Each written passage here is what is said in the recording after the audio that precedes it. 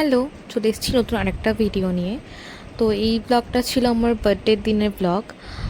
তো সকাল সকাল আমি চাউমিন বানিয়ে নিচ্ছিলাম। আমার বোন এসেছিলো আমার বাড়িতে আগের দিন রাত্রেবেলা।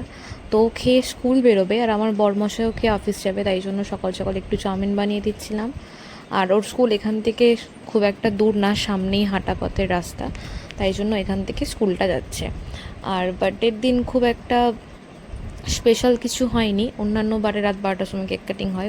আর আমার এবারের বার্থডেটাতে স্পেসিফিক কিছু রিজনের জন্য আমি সেলিব্রেট করতে দিইনি। আমি বারণ করেছিলাম আমার হাজব্যান্ডকে যে কিছু করতে হবে না।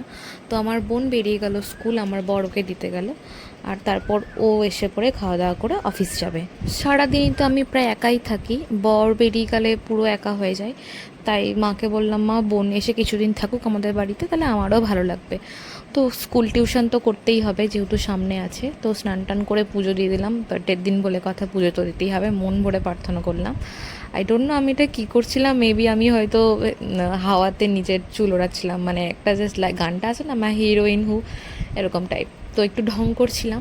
তারপরে এলো আমার একটা পার্সেল, তো এটা আমি অর্ডার দিয়েছিলাম। এইটা ছিল আগরবাতি, বেশ সুন্দর। এটা অনলাইন থেকে আমি পারচেস করেছি, ভীষণ সুন্দর, অনেক দিনও চলে।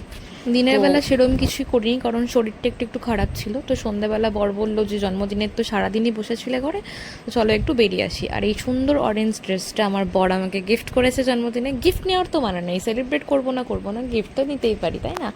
আর এরকম সুন্দর সুন্দর গিফট নিতে তো সবারই ভালো লাগে।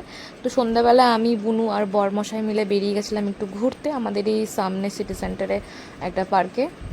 দুজন মিলে অনেক ভিডিও টিডিও করলাম, বেশ মজা টজা করলাম দুজন মিলে, অনেক ছবি তুললাম, ফটোস তুললাম। আমাদের দুই বোনের অনেক মেমোরি, ছোটোবেলায় যে আমরা এরকম দোলনায় ঝুলতাম, তো এখন সেটা একটা ফ্রেশ মেমোরি তৈরি করে নিলাম। আর এইখানে দুটো বাঁদর মিলে ঝাপাঝাপি করছিল, মানে যখন দুটো বাঁদর খাঁচা থেকে বেরিয়ে ঝাপাঝাপি করে এরকম টাইপের। তো বরমাসে বলেছিল রান্নাবান্না সন্ধ্যাবেলা করতে হবে না, রাতে আমরা বাইরে ডিনার করতে যাব।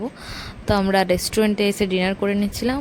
আমি আর আমার বোন নিয়েছিলাম চিলি চিকেন আর রুটি, আর আমার বর ভেজ থালি আর কষা মাংস, ও রুটি টুটি অত পছন্দ করে না। আর তারপর গরমের মধ্যে ঠান্ডা ঠান্ডা আইসক্রিম খেলাম। আর আজকের ব্লগটা এখানেই শেষ করলাম, দেখা হচ্ছে নেক্সট কোনো ভিডিওতে, বাই।